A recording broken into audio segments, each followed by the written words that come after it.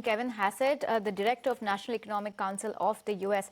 But shifting focus then, let's try and put into perspective what this development means for India in terms of what it could do to the tariffs, and especially given that we are inching closer to a trade deal with the US, at least that is what we're hearing from both sides. There have been multiple meetings on that front.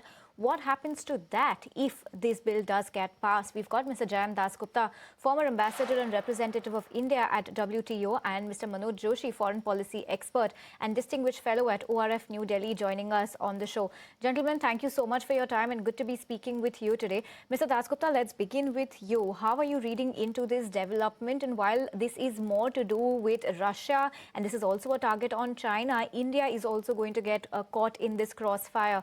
What do you make of this development and what could be the impact back home?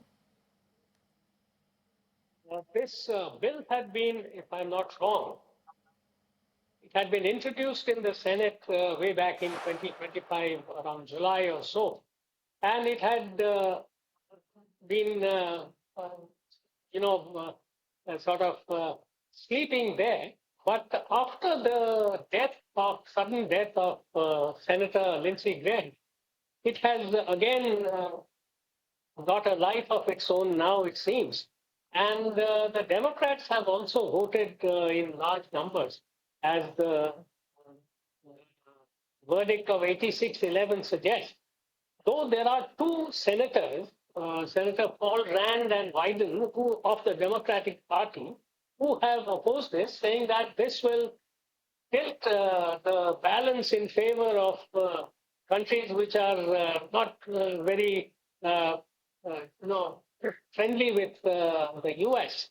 And the strategic relationship chiefly with India will suffer. There are two Democratic House of Representative members also who have opposed this. But I would like to mention that the House has now a very slim majority, 218 to I think about 215 in the House of Representatives, where this bill will now go on 31st of August for the approval of the House. Once it gets approved, then I think there would be an automaticity and President Trump would perhaps sign it, because even in 2025, when Lindsey Graham and Blumenthal of the Democrats had introduced it in the Senate, he had approved of it. So I think if it passes the House of Representatives test, then it will become law. So that is the first point. The second point is it gives a wide discretion to the president to impose tariffs or not to impose or waive, and the quantum of tariff.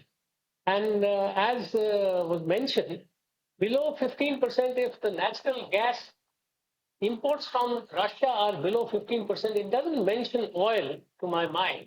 So India's imports of oil have been going up, and in June, I think it went up by about 34% as compared to the previous period. So it has been going up, but I must say that this was because of the waiver given by the US to buy oil from Russia.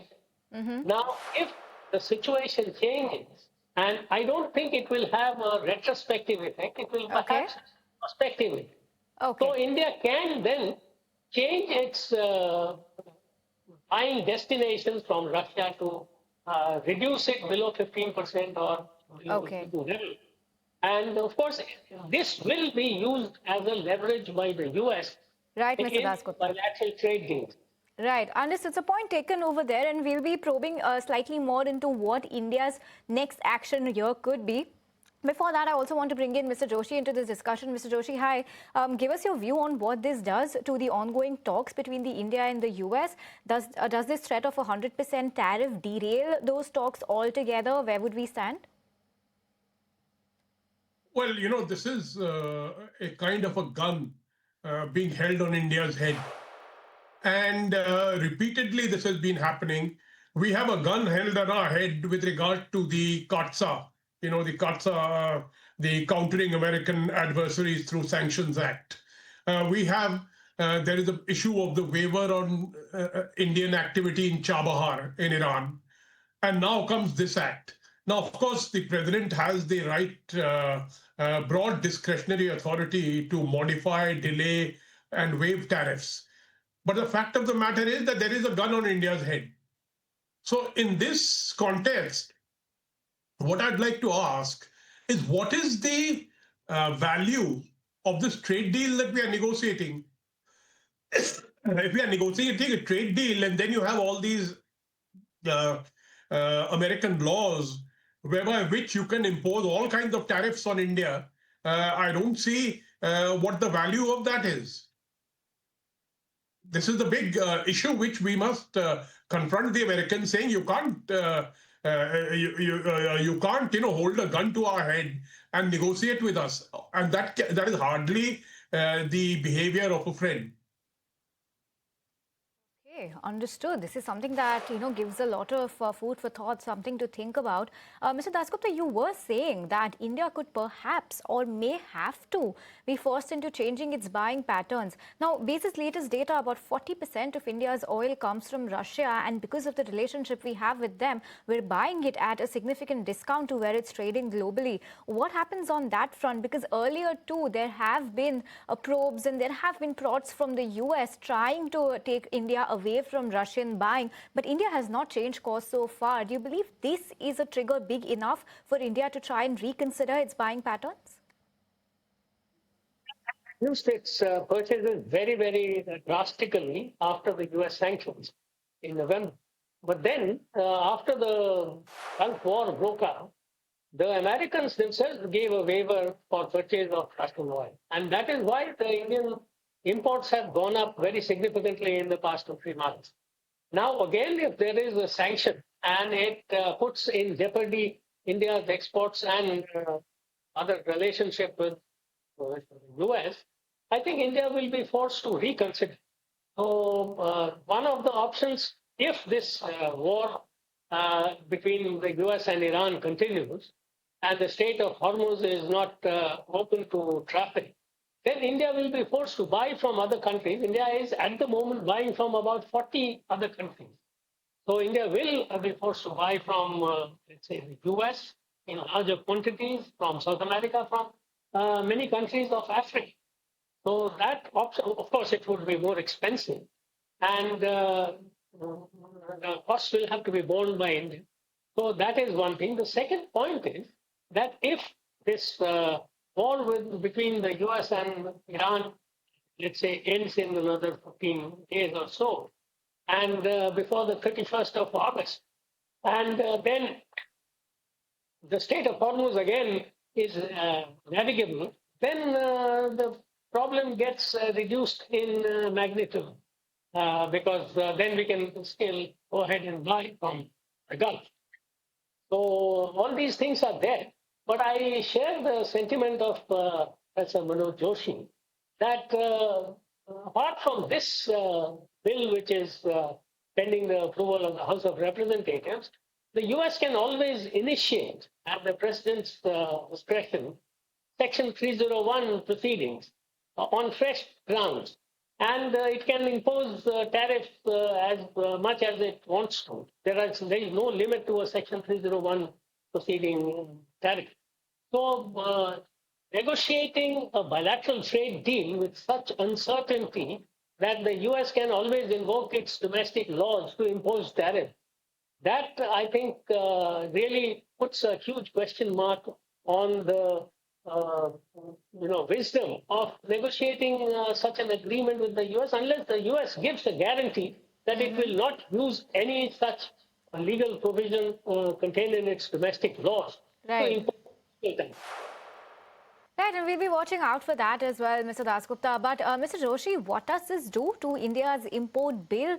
Let's say this is passed, the bill reaches Trump, he approves it. What happens to India's import bill? Do you believe India has the economic muscle to try and deal with such a big repercussion? I don't think so.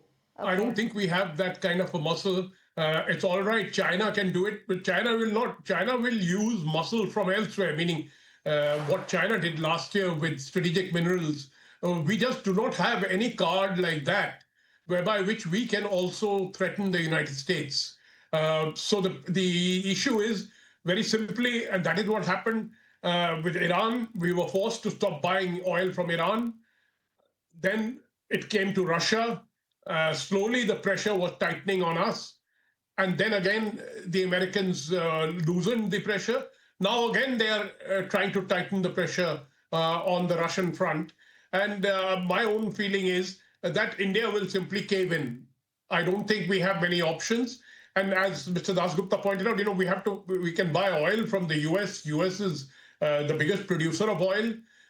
We can buy from Venezuela, but that oil is about $2 to $3 per barrel more expensive than what we can get from Iran, for example, or from Russia. Russia, we've been getting discounted oil. That makes a lot of sense. In fact, $2 to $3 per barrel, that's the kind of costs that are going to be added to India's oil import bill. Lastly, Mr. Joshi, just wanted your view on the relationship that New Delhi has with Washington versus Moscow versus China. Do you think this could push India closer to China, perhaps, India closer to Washington and maybe away from Moscow? And do you believe that is going to put a strain on India-Russia bilateral relations? Well, one thing is happening, which is that the United States has undertaken certain global measures, whether it is on immigration, whether it is on tariffs. They say that these measures are not aimed at India. These are measures which they want to apply across the board with regard to what they say are American interests. Now, the problem is because we are the weaker party, this is an asymmetrical relationship. The challenge is on us to find our way through this situation.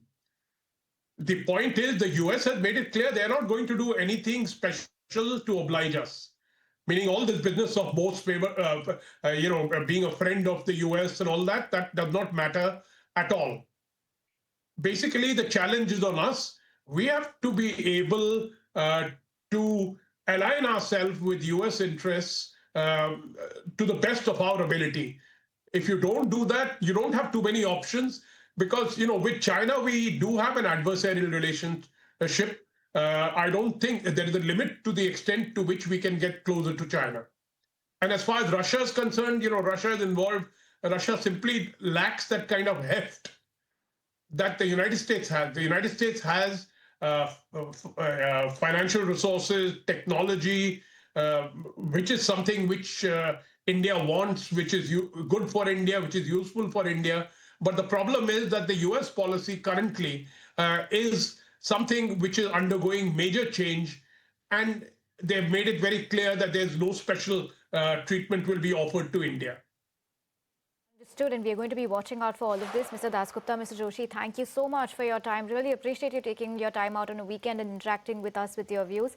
Thank you so much. So viewers, the gist of that conversation is if this 100% tariff bill is passed and this sanction on Russia is put into place, our experts believe that India does not have the economic muscle to try and battle this. We might have to diversify our options in terms of where we're buying oil. If this pushes us closer to US oil and buying from US and Venezuela, remember this happens at a cost that's $2 to $3 per barrel more than what we're paying right now. So hefty impact on India's oil trading bill. We'll be waiting and watching for Delhi's policy response is to this as and when things develop, and we'll be bringing you all those updates as well. But shifting